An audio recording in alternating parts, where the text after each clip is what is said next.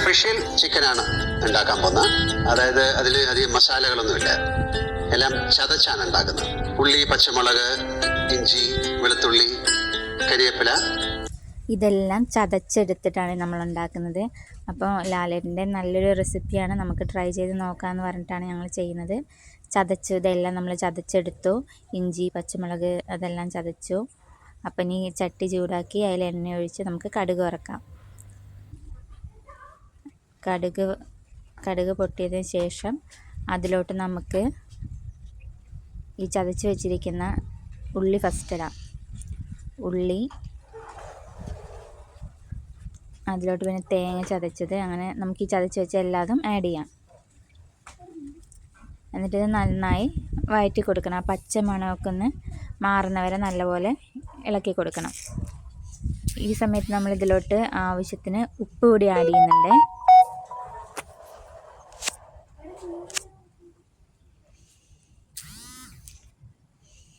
നല്ലപോലെ ഇളക്കി കൊടുക്കുന്നുണ്ട്. അതിനുശേഷം കുറച്ച് പെരിഞ്ജീരകം ഇട്ട് കൊടുക്കുന്നു. പെരിഞ്ജീരകത്തിൻ്റെ ആ ഒരു ടേസ്റ്റൊക്കെ വരുമ്പോൾ നല്ല കുറച്ച് മഞ്ഞൾപ്പൊടി,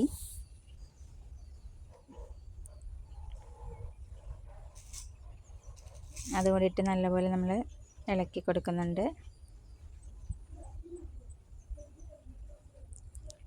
നല്ലപോലെ ഒരു ചെറിയൊരു ബ്രൗൺ ഷേപ്പ്. പിന്നെ നമ്മൾ ചില്ലി പൊടിച്ചത് അത് ശകലം ഇട്ട് കൊടുക്കുന്നുണ്ട്. കുറച്ച് കായപ്പൊടി നമുക്ക് ഈ ബീഫ്, ചിക്കൻ ഇങ്ങനെയുള്ളതൊക്കെ വെക്കുമ്പോൾ നമ്മൾ കായപ്പൊടി ആഡ് ചെയ്ത് കഴിഞ്ഞാൽ ഇത് ഒന്നുകൂടി നല്ല സോഫ്റ്റ് ആവും. ഇത് എനിക്ക് നേരത്തെ അറിയില്ലായിരുന്നു, പിന്നെ ഞാൻ വേറൊരു വീഡിയോയിൽ കണ്ടിട്ടാണ് പിന്നെ ഞാൻ അങ്ങനെ ട്രൈ ചെയ്ത് നോക്കി.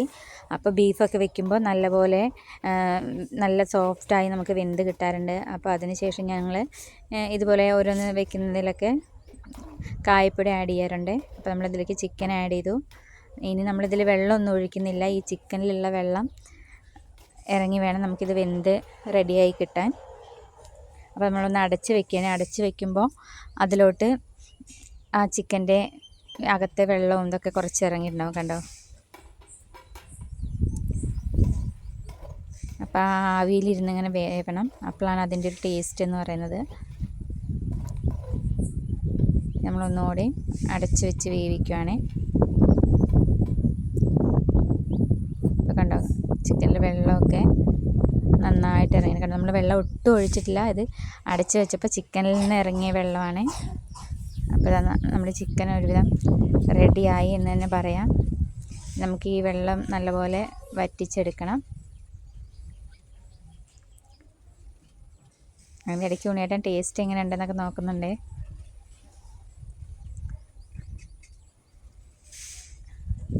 ഉപ്പൊക്കെ കറക്റ്റാണോ എന്നൊക്കെ നോക്കണ്ടേ.